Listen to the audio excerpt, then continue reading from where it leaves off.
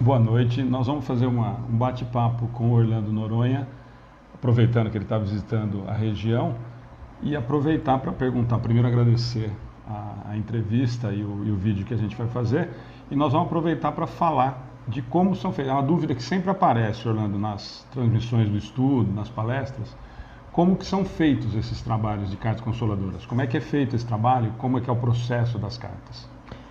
Primeiro uma alegria muito grande estar aqui com o Alexandre, a sua esposa, os amigos do bem. É uma alegria estar visitando a região, vendo corações tão queridos que nós vimos também de Bauru, nossa querida amiga Cecília, o Júnior, sua esposa. Tivemos aqui conosco o Renato, com a Adriana e também o Cido, com a nossa querida Ivone, né? A minha esposa Letícia, que também está aqui. Então, uma satisfação retornar aqui para visitar, né, esses corações que nós passamos a tanto respeitar, que nós temos tanto carinho, a qual nós amamos tanto. E foi uma tarde muito, né, Alexandre? Agradável, trocamos bastante assuntos, ideias. E permita-me, amigos do bem, agradecer a nossa querida amiga e irmã Eva, aqui de Pederneiras, que nos abriu. Nós estamos na casa dela aqui, ao lar dela, que eu estou desde ontem aqui, posso dizer, uma vibração tão boa, tão carinhosa. Então, agradecer a Eva por ter nos recebido em seu lar, no seu ambiente tão sagrado. E diante da pergunta que foi formulada, que nós devemos entender que as reuniões das cartas familiares, as reuniões de psicografia, principalmente nos dirigindo ao movimento espírita, aos dirigentes até da doutrina espírita, essa reunião ela está fundamentada doutrinariamente.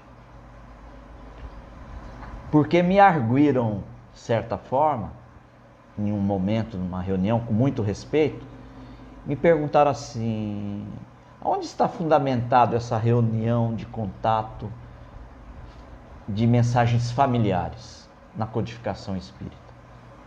E eu então dirigi ao companheiro que me formulava essa pergunta e falei: olha, sugeri a você que busque a Revista Espírita de 1858, no mês de janeiro, lembrando aos caros ouvintes que a Revista Espírita era um periódico, uma revista que Allan Kardec criou e estabeleceu uma comunicação não só com a França, como todo... E que é muito desconhecido no meio espírita, inclusive ainda. Inclusive, né?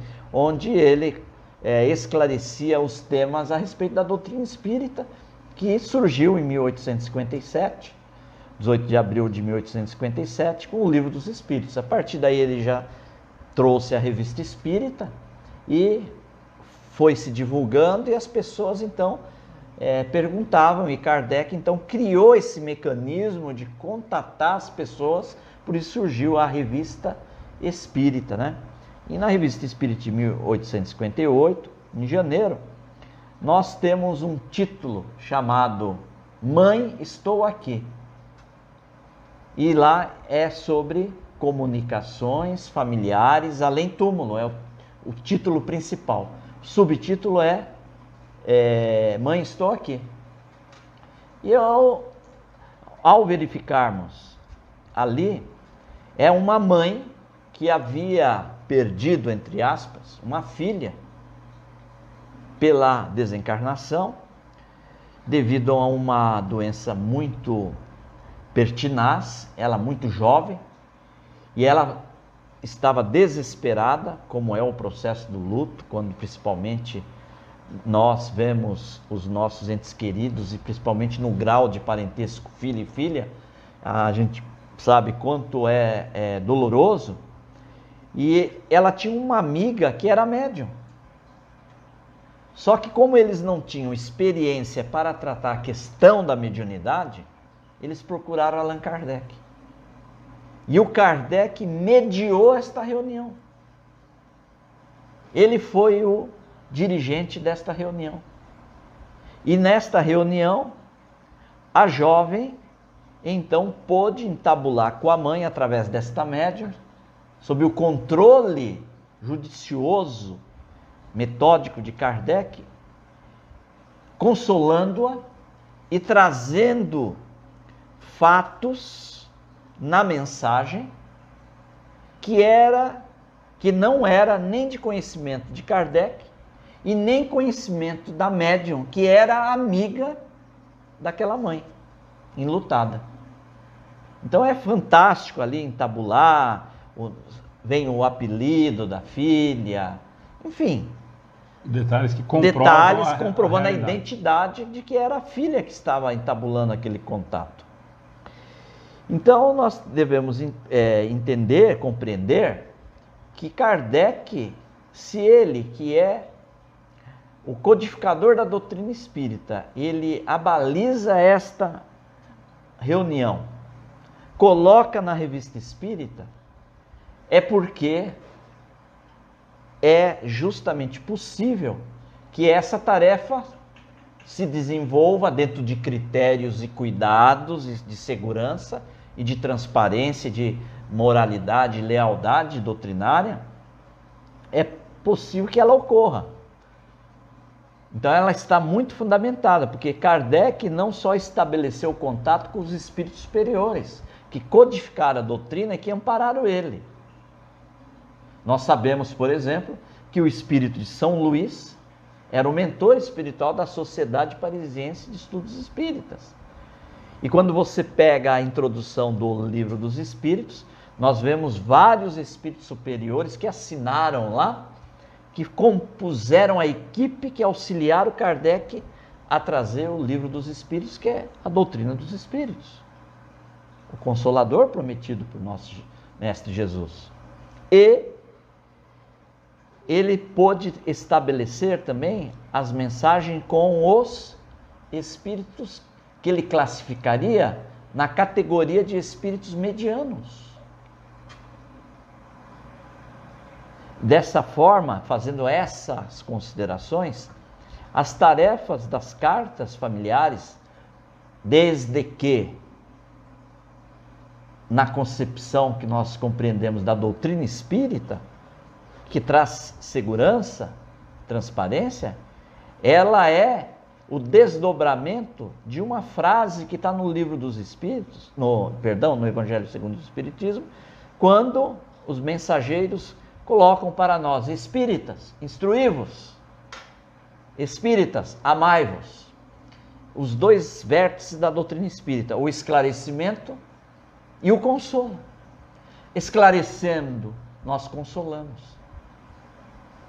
É a asa desta doutrina abençoada, sabedoria e amor, que é instrução e amor e consolação.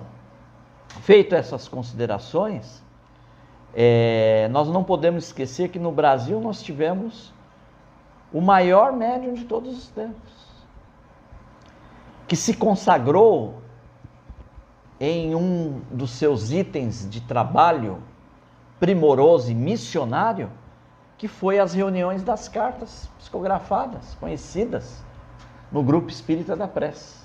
Quando em 1975 ele sai da Comunhão Espírita Cristã e vai abrir o Grupo Espírita da Prece, aonde ocorriam essas reuniões públicas, onde ele atendia aquelas pessoas que estavam ali do Brasil, e um dos módulos de atendimento era as cartas familiares. Assim sendo, nós podendo ter a oportunidade de visitar o Grupo Espírita da Prece por vários anos, eu ia de 3 a 4 vezes por ano em Uberaba, nós podemos então compreender como que era o formato do trabalho que Chico operava. Que é o exemplo que eu acho que a maioria deveria seguir para a gente estar dentro. Só aproveitando, é outra dúvida constante, mesmo para as pessoas que chegam.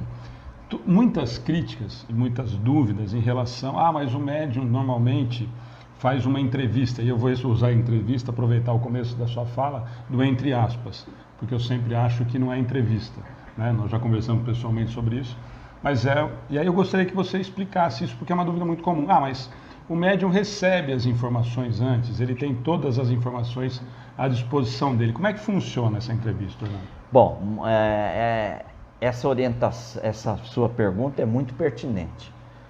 Em primeiro lugar, nós não temos dúvida de que o maior médium de todos os tempos, sem qualquer idolatria, foi Chico Amor Xavier. Certo? Chico Amor Xavier, ele atendia, eu vou chegar na tua pergunta aí, com vários desdobramentos. As pessoas precisam ter esse esclarecimento, porque nós devemos respeitar todas as críticas, mas tem críticas que não são fundamentadas, ela está no calor de alguns interesses, ela está no calor de alguma outra situação mas não tem uma profundidade de conhecimento de causa. É porque ouviu falar e porque estão se falando isso, né? E nós devemos respeitar as críticas. Então, Chico, eu presenciei. Chico, ele atendia as pessoas, elas recebiam a senha e as pessoas passavam pelo Chico, e o Chico com uma prancheta, eu tenho documentação para isso, vamos soltar isso a qualquer momento, em que ele solicitava o nome do desencarnado, a data do desencarnado, o nome da mãe, e às vezes perguntava se o pai não estava junto, como é o nome do pai? Ele anotava. Não é? Só que tinha um outro fator que depois nós vamos desdobrar. Quando você menos esperava, ele comentava algo, perguntando quem é fulano? Quem é ciclano? Que não tinha sido tinha sido mencionado. É o meu avô, é minha avó, é o dono da farmácia onde meu filho trabalhava. Enfim, informações que vinham do mundo espiritual para o Chico. Então, naquele momento já ocorria o consolo. Muitas vezes o Chico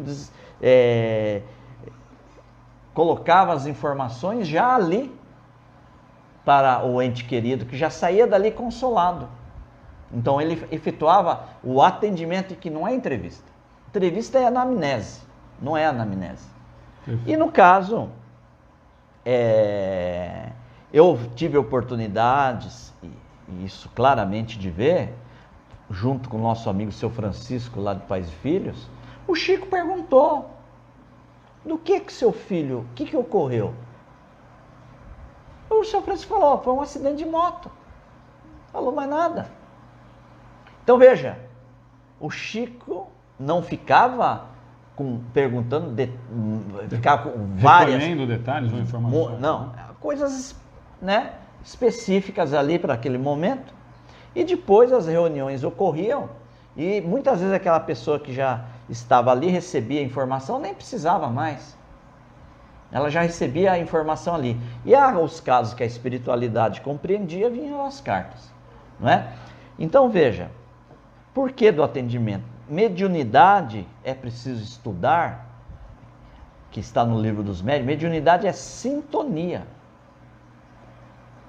E sintonia não se faz do nada. E Chico, então, favorecia essa sintonia para facilitar o resultado final, que nós vamos falar aqui, que eu te comentei, daquele triângulo retângulo. O triângulo retângulo. Não é? Então, o atendimento visa, que é um registro espiritual, visa facilitar essa relação entre mundo espiritual e mundo físico. Então vamos imaginar um triângulo retângulo. A linha horizontal da ponta A à ponta B é o médium A e o solicitante B, criando uma sintonia inicial, não uma anamnese, onde a verticalidade do triângulo que nós representaríamos como C, é o mundo espiritual agindo naquele momento, naquela sintonia que está vendo.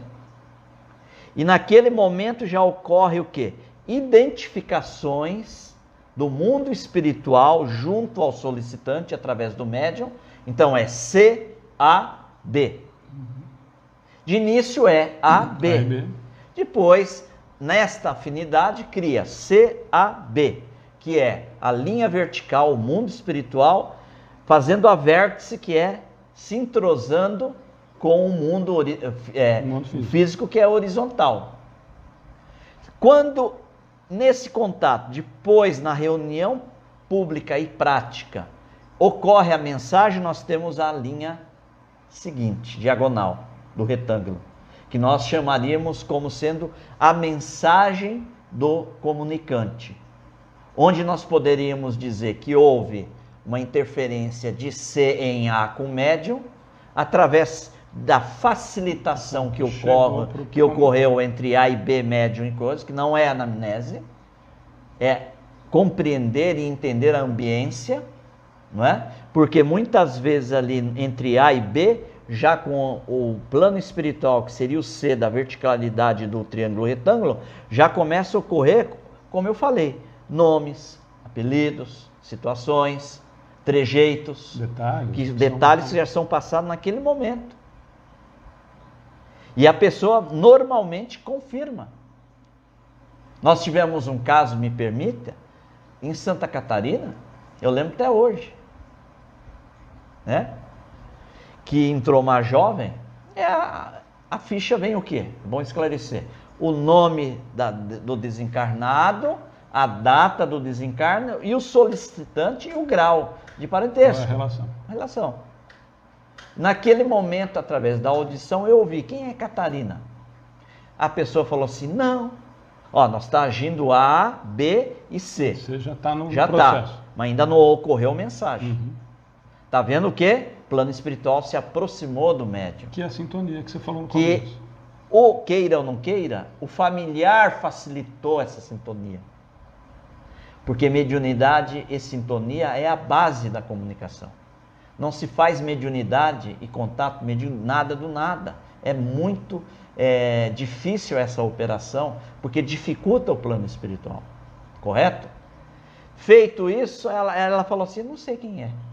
Aí eu peguei e falei assim, olha, você sai, procura saber, né? Quem é, porque essa pessoa chegou está essa aqui. Informação. Essa informação, tal. Passado 3 minutos, ela voltou. Era uma tataravó dela que nem a mãe conheceu. Então, estou dando um exemplo do que ocorreu, ainda não é a psicografia. O que está acontecendo no registro? Então, aquelas 7, 8, 9 mensagens que vêm, não é só aquilo.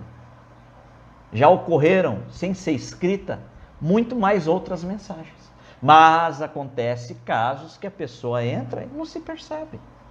Por quê? Não há ali nenhuma formulação, nenhum planejamento por várias situações, que não é o tema, para que não ocorra o intercâmbio, nem o contato. A pessoa, do jeito que entrou, saiu. Claro, recebe a nossa palavra de consolo, de conforto. Foi o que o Chico me falou. Quando o telefone não tocar de lá para cá, você utiliza as bases da doutrina para consolar. Se ocorrer o telefone de lá para cá, que é CB, verticalizou, criou o vértice, você fala. E após a mensagem, quando ocorre, e você tem experiência disso, você mesmo, de que na mensagem vem muito mais do que foi passado, do que se passou ali, se conversou. Só que as pessoas, infelizmente, não sei qual o interesse da crítica, só se atém no que foi falado. Mas não explicam a assinatura que veio. Os detalhes, o nome que não foi comentado. Não se explica uma circunstância que era só ali entre o familiar, que não foi mencionado. E não dá tempo. É importante você falar só, que as pessoas que perguntam pra gente, isso normalmente dura 15, 30 segundos. Por mais que você fale para o médium nessa entrevista de novo, entre aspas, não é possível a quantidade de informação, né, de uma carta de 8 páginas, 9 páginas. Né? E o interessante que nós precisamos entender, aí eu começo a dar outros exemplos de outros médiuns, né? Não vou nominar, mas que a gente conhece, tem confiança. Nós não temos um papelzinho para ficar colocando, anotando. Então, esse caso, né, que eu falei aqui da Catarina, aí eu vou lá, anoto, né? Então, imagina, e mesmo que fizesse, vamos imaginar, eu atendo 130, 150 pessoas. Então, é como a minha esposa Letícia fala, se você tiver toda essa memória, então, nós estamos no lugar errado. Eu vou te encaminhar para a NASA. Para ser estudado. Para ser estudado. Então, as pessoas, eu estou aqui até em nome de outros tarefeiros que trabalham nesse modelo que o Chico trabalhava. E que tem trabalhos sérios, né? Sérios e transparentes. Então, infelizmente, não sei qual o interesse, se fala, mas foi falado lá, não sei o quê. Só que não conta a assinatura, o apelido. E hoje eu comentei com você, conosco, está ocorrendo que o plano espiritual está permitindo que no final das mensagens os espíritos façam um desenho para identificar. Como eu contei o caso que ocorreu em Santo André, não posso dar detalhes que a mãe não autorizou, é um direito dela devido à situação familiar lá, mas a criança desenhou lá o carrinho dele, pintou nas mesmas cores, tudo, que foi comprovado. Então, isso daí pegou aonde? Lembrando, né, que nós trabalhamos com as senhas. Eu, no caso, o nosso amigo Bacelli, o Newton Souza, o Newton Stuck, estou dando exemplos do que o Alaor, o Gustavo Araraquara, que tem um trabalho Gustavo, sério, eu não conheço, né? Então, esses casos que trabalham com a senha. A senha, justamente, o médium ele não sabe quem está indo lá. Não é verdade? Eu não sei. Se eu vier aqui em Pederneiras fazer a psicografia, só vai dizer o seguinte: 150 senhas. Acabou. É os 150 que chegar na fila. Eles estão chegando meia-noite. Em Curitiba eles chegam um dia antes, né? E a gente não sabe quem está lá. Quem vai aparecer. Quem que vai aparecer. Isso dá segurança para as pessoas de que o médium não detém o conhecimento de quem está lá. Então, esse esclarecimento é necessário devido a algumas colocações que não são verdadeiras. E são informações que depois chegam a mais, né? Nas mensagens. Você mesmo foi felicitado por duas vezes, né? Por uma página. Pelas mãos do Bacelli. Pelas mãos do Bacelli. Então, nós precisamos esclarecer essa questão, prezado ouvinte, para que nós possamos falar possamos ter, quando a crítica tem que ser fundamentada. Se é uma crítica que tem a razão de ser, nós vamos melhorar. Está errado ali, vamos melhorar aqui, né? Mas dizer que... Primeiro que não é entrevista o termo, isso não existe, não sei quem inventou.